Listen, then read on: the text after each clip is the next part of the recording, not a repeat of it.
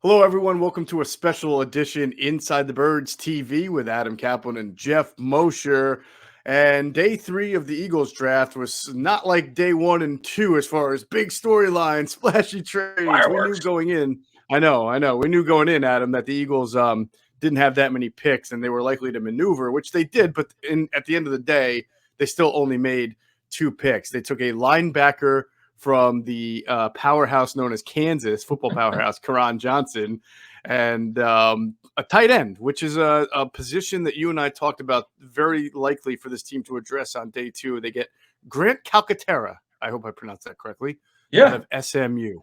Both 6th-round picks, and then they wind up not picking in the 4th, 5th, or the 7th round. So at the end of the day, we're talking, or at the end of the weekend, I should say, it was a 5-person draft and a 6-player haul when you count A.J. Brown.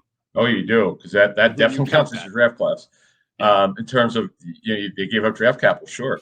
The Kyron Johnson kid's interesting. He was a linebacker until his final year at Kansas. He was a redshirt senior, and his pro day where he was a non-combine invitee. In fact, these two players, Johnson and Calcaterra, were not invited to the combine, I don't believe. I know Johnson definitely wasn't. I don't think Calcaterra was because he temporarily retired from football due to some concussions, but he's okay. He's okay. Pretty athletic kid. But Johnson is a sort of a rush outside linebacker.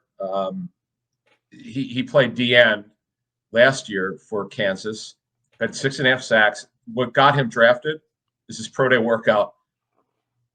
4.440 for a linebacker slash DN. You got to be kidding me. So obviously that's going to get him drafted, and we'll see how he looks and if he can make the team. We'll see where they want to line him up. We'll learn more, obviously, in the coming days and weeks about how they'll line him up and how they want to use him. And but look, the buzzkill for Eagle fans, and I saw it out on social media. I'm with you, folks. Is the cornerbacks thing. They didn't draft a cornerback. We know they're on some guys as UDFAs, but what happened was their plans to address other positions were foiled when they made the A.J. Brown trade, and then they made the trade up to get Davis. Well, they gave away so many draft picks, kind of limited what they can do. And I don't blame them for not going with a corner in the 3rd and taking Dean. I would have done that in a heartbeat. You got to be kidding me.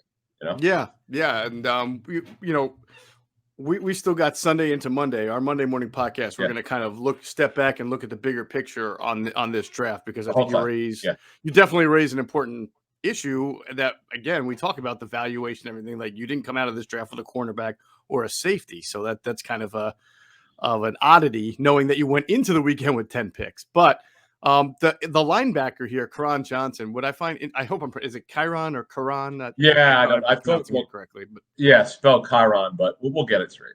Yeah, we'll get that all situated. So when he talked to Eagles reporters, he said he met with the Eagles linebacker coach, not defensive line coach. So so it kind of made me think that either they have him in mind as an inside linebacker. Actually, he said he met with the inside linebackers coach, which I assume he means is the assistant linebackers coach, because do the Eagles have an outside, and they're usually a 3-4 team has outside and inside linebackers coaches. The Eagles just have Nick Rallis as their linebackers coach, but I think they may have an assistant. So maybe the assistant deals with the inside. I don't know.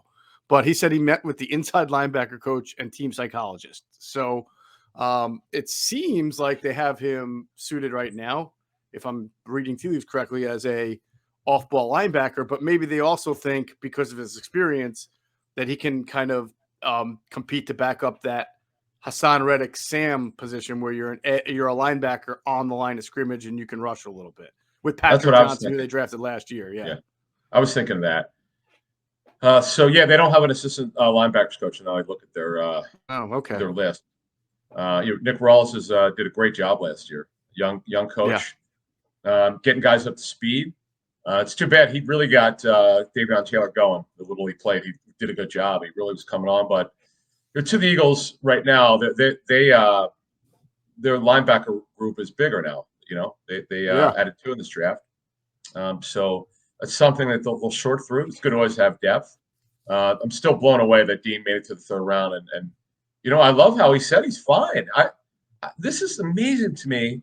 Now we'll see. Obviously, if he holds up, you had some great information on our Friday post draft show, Geoff. So obviously, if people haven't heard it, you could hear it there. But we'll talk more about kind of what we know about him. But he basically said he's okay.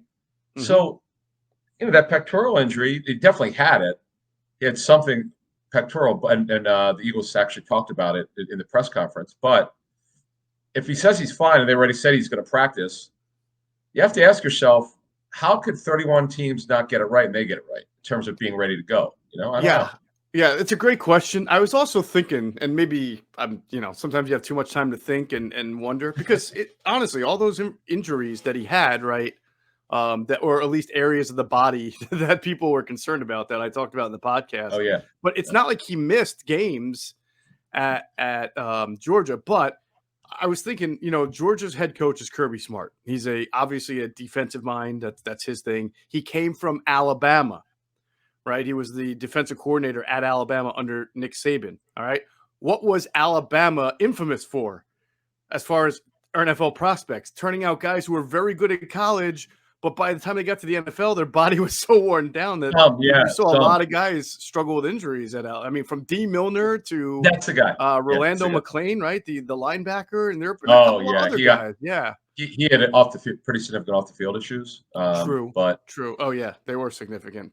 But no, Milner is crazy. I don't know. I lost count of how many surgeries he had before he got there to the Jets. Right. To the point, like, what the hell was whoever it was, whether John Idzik or whoever the GM was, you scratch your head, because it was interesting. What GM said that? Well, Howie Roseman said this too, but another GM said, Joe Shane also said, because the kid they got from Alabama, the left tackle, who's going to play right Evan tackle Neal. for them. Right. So I had heard Albert Breer reported we both heard the same thing. He has a knee issue. What's interesting is I don't know how he got this, but Joe Shane, the Giants GM, said like less than 10% of the teams red flagged him for the knee. Like, I don't know how he knew that. I guess they all share the same information. I was kind of blown away by that. It was great information. Teams never talk about that stuff, but because it was out there, he felt the need to talk about it. And he didn't lie. He goes, it was not a problem for us. And I guess for the Eagles and their medical team does a great job. This group, I'll tell you what, whatever revisions they've done over the last 3 years, they're doing a good job of getting it right. And they did a good job of evaluating this situation. And Dean, we got some stuff coming for this Monday show on Dean, and people have worked with him and so forth. We've got a lot of good stuff on him. He's there's something going on here. Something came to me when I was looking at some of the players they've drafted recently and free agents and so forth. I'm not saying they're transforming the locker room, but it's hard to quantify this in wins and losses. But boy, that locker room in terms of A-class character guys and getting guys from big time programs, whatever the case may be, boy, they're getting some guys who are super type A. Leaders, obviously the A.J. Brown trade we went into Thursday night. I mean, you don't get a better leader than this guy, Dean, and Kelsey. Obviously been it forever, but it's interesting. Some of the guys they brought in the last couple of years are known for leadership, in addition to being really good football players. No doubt about it. Like we mentioned in the last podcast, it seems like they're shopping in a different kind of aisle lately, which should benefit them if that's the big power conference championship caliber teams and players with high character has really been their motto for the last few years. And real quick to finish it off on linebacker with Kron Johnson, you mentioned how he ran the 4.4 40. I mean, they got a lot of speed and burst at that position now that you count Sam linebacker as part of the linebacker group, not edge rusher. I mean, between Hassan Reddick and his speed and burst, and this kid, Kyron Johnson, and of course, Nakobe Dean, Kaiser White, we know runs very well. And Davion Taylor was a freak of nature athlete. And if he could stay healthy, when he stayed healthy, we've seen the speed, the closing speed that he has. So this is not a slow room anymore. Now, the talent and the durability is the big question here, and we'll have to see if it's been upgraded, but there's certainly a lot of athleticism and speed and get off to that at that position. So we'll see how that manifests going forward. The kid, the tight end, Greg, is it Calcaterra or Calcaterra? Do you know if that's a hard Calcaterra, or a yeah. soft C? Yeah, I believe it's Calcaterra. But anyway, Okay. he transferred. He did play with Jalen Hurts for a short time at Right. Oklahoma. He's real athletic. I have no idea how good of a blocker he is. And Sirianni said after the draft that this will help them when they'll have more numbers when they go to 12 personnel. Because and they basically confirmed. Sirianni talked about J.J. Arcega-Whiteside moving to tight end. So I know he's super positive. Sometimes you scratch your head, if you really believe what he's saying. But he's pretty pumped for it. He's pumped for everything. Yeah, but he's been very praiseworthy. He's been pretty praiseworthy of J.J. Arcega-Whiteside for a guy who's not on the field very much. I know, but he's pumped for him to play tight end. That came out of that press conference. That was interesting. Yeah, we'll see how that works. So they're going to have enough tight ends because teams typically keep 4. The Eagles have kept 3 before, but teams like to keep 4 if possible. We'll see how that shakes out in training camp.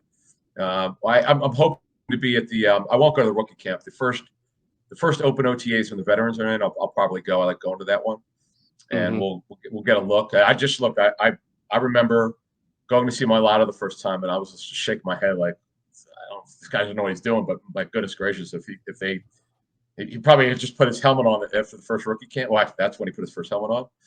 And so you never know about these rookies, and I've learned my lesson. Don't discount 7th round picks or 6th round picks. Or UDFAs, Nate Herbig, Chad Hall. You can go through the list, goes on and on and on, of guys who are not drafted or late round picks where you just think they have no chance. And if they tear it up, they get brought to training camp, and sometimes they surprise you and they make it. Yeah, they do. And it'll be interesting to see because Jack Stoll, we thought, did a pretty good job last year as a undrafted rookie free agent. He's the guy that we said was going to make the team basically once they signed him because they didn't have somebody like him, especially at that position, and that he was pro ready. His game translated well to the NFL. So Calcaterra, in my mind, I mean, he's going to be competing with a bunch of people to try to make the roster. You can't count him out, but I don't know that he's a lock to put on the 53. I mean, a lot of this stuff is going to have to play itself out.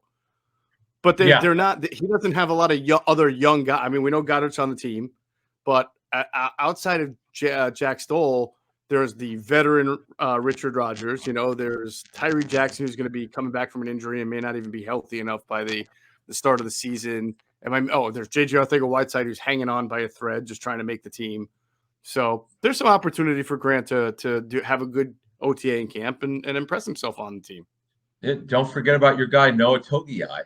Forget about him. Noah Togiai, yeah. Yes, that's 7 on the roster. Goddard obviously is a lock. He's their starting tight end. After that, no, the way it was explained to me, Stoll, if you had your druthers, would be your 3rd tight end. That's pretty much how teams saw him as a 3rd tight end. He had a draftable grade from some teams. The problem is he had a severe MCL sprain his final year. He went to Nebraska, I think. Jack Stoll, yeah. Jack Stoll, yeah, I think so, yeah. So he had a bad MCL sprain that knocked him out of the draft. Right. And he was very limited that final year there. But you get a lot of guys in the room. It's such a shame that Jackson got hurt. He had the back fracture, then he tore his ACL. It's terrible, man. Right. It was, what a story he was when he was the story of the offseason and then came crashing down. Definitely. All right. So linebacker, tight end, very interesting. When we do our podcast that drops Monday morning, we'll give a big picture look on this draft. We'll talk about what they do now at corner, at safety, headed into the year because they're going to have to fill holes. We will also get more into the rookie free agent signings. We could talk about some of the names out there now, but they're all just kind of I've seen way too many cases of guys who this is like sort of early free agency where you think a guy's signing and then he backs out. That's happened sometimes.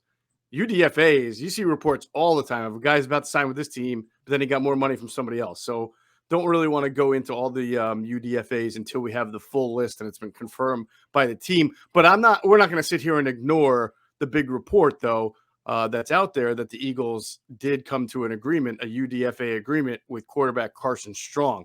So what we can say right now is whoever signs him, and if it is the Eagles, that's interesting signing for them. But I'm a little surprised. I am a little surprised. And we talked all about his medicals. We knew that teams knew about his knees. We knew it's not a good situation. But Adam, I am shocked he did not get drafted by somebody in like the 6th or 7th round. Exactly. His medical red flags. That's with his knee, which is surgically repaired at least twice last year. But look, he's very gifted. He had a big brace on at the Senior Bowl. We'll see if he can make it. And quite frankly, if it really works out, Minshew will be the 2, and you could keep him as the 3, and then that Minshew this will be his last year, and he could be the long-term backup if it's Hurts or whoever in 23. So I don't know how we'll see. Again, there was one report. We'll see if it's confirmed. And as you said, I've gone through this with players backing out of deals because if you don't sign, it doesn't matter. If it's agreement, great, but you agents routinely back out of UDFA deals. And the funny thing is, every once in a while, a club doesn't honor an agreement. They've run out of their allotment for UDFAs. It's really awful because what happens is they'll agree to a deal, then the cap guy will tell them, "Oh man, we're out of money, man. We can't do it." It's terrible. The scout or the personnel director, whoever's got to tell the agent, and they get in an argument. It's that they should. This is the worst. One of these days, we have to talk about the way these things go down. It's awful. They should have an online draft where fans could watch. I'd watch it, but this auction, really, what it is terrible. It's an awful way that they do it. Lots of agents have had fights with clubs over this stuff. It's once in a while it gets very nasty to the point where I know some relationships have been frayed with clubs and agents over this stuff because they think they've got the player, and then the agent backs out and they yell at each other. It's not good. It's kind of a horror show over the years. So that's why we don't do UDFAs until they're official. Yeah, and by the way, it's just to give people an idea. It's a very, very difficult time for composure in those situations, whether you're a team or you're an agent, because it's a mad scramble for players once the drafts end, and every team assigns like 8 to 10 of its personnel people to just start picking up the phone and calling. And I have heard stories, as you're saying, of a guy on the phone with like an undrafted running back and another guy on the phone with a different undrafted running back, and the guy number 2 came to the deal. So the deal that guy number 1 was talking about, he's like, "Oh, sorry, Air change, got to go." Bam, right? And then you're an agent, and you're like, "Well, F you! Like you just offered me a deal, and now it's not there." But it's almost not anybody's fault because it's such a mad dash and a mad scramble. If the team looking for players doesn't make these phone calls at the same time, then they may lose out on anybody that they want. So it's a really, man, it's a tempest in a teapot type of moment for the league and the agents. and a couple agents suggested to me over the years that they should do some kind of online draft where that way you take all the pain out. There's no arguing. That's a good point. There's a pool of undrafted money, and that's all you do. And fans would love it, man. Look, don't watch anything. I'll watch it.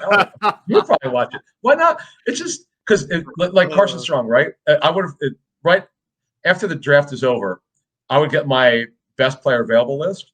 Okay, here's the top 30 players that are unsigned. Let's draft them. You probably have 2 or 3 rounds of this stuff. Of course, people would watch it. It would only take an hour. You know what? In 2000, I would agree with this on this. In 2022, with all our technological advances, there is probably a better way to do the UDFA process than this primitive, just make 1,000 calls at one time and hang up on 500 guys in the middle of a deal. There's got to be a better way. I think that's a fair way to say it. One more thing on this. There's an agent that I know who's been in the business a long time, and he had a knockdown, drag-out fight with a personnel director he's pretty close to, and they didn't actually talk for 2 or 3 weeks because they MF'd each other. Wow. And it's just not worth it. It's so archaic. It's for $1 billion business. This is the way they do it. That's what agents will say. It's so embarrassing. So anyway. Yeah, that is true. That's good stuff. All right. So we will have a lot more on the next Inside the Birds podcast that'll drop Monday morning, 6 a.m. We'll look at we're going to, first thing we'll get a few scouts takes, personnel people's takes on these draft picks. We already give a lot of intel on that scouts felt about Jordan Davis, and of course on the Cam Jurgens, but we'll get more. We'll get a little intel from around the league on these guys. Oh yeah. We'll discuss the big picture look, like what the Eagles need to do from here, because they still have holes to fill, as we just spoke about. And we'll have a really good, we'll have a plethora of topics that we're going to hit. Plus, we'll probably hear some things about, how the process went with the team and how they settled on certain guys. So we'll get all that as well. It's been a very exciting weekend. We think we had really, really excellent viewership. So we really appreciate everybody who's tuned in to both the YouTube channel and listened on the podcast. We've done our best to give you everything we've had at the time, and just look forward to now starting off OTAs, which begin this week, or rookie camp, which begins this week, and we'll have it all covered. So thanks to everybody. And please, we just introduced this new newsletter that you can subscribe to. If you go to InsideTheBirds.com, it'll pop up right now. Subscribe to our newsletter. So don't treat it like a normal pop-up and just hit the X button as fast as you can. It's free. Just put your email address in. Let us reach you in a different way, because we're actually putting some stuff in the newsletter that's just for people who subscribe to it. We had some scout intel going into the draft, and we answered some ITB questions on our newsletter that we just saved for the newsletter only. So I'd highly recommend, especially since it's free, that you take advantage, you sign up for the newsletter and see what kind of extra perks that you get just by being a newsletter subscriber. So we thank you for that. All right, that's going to do it for this episode of Inside the Birds TV with Adam Caplan and Geoff Mosher. We'll catch you on the next one.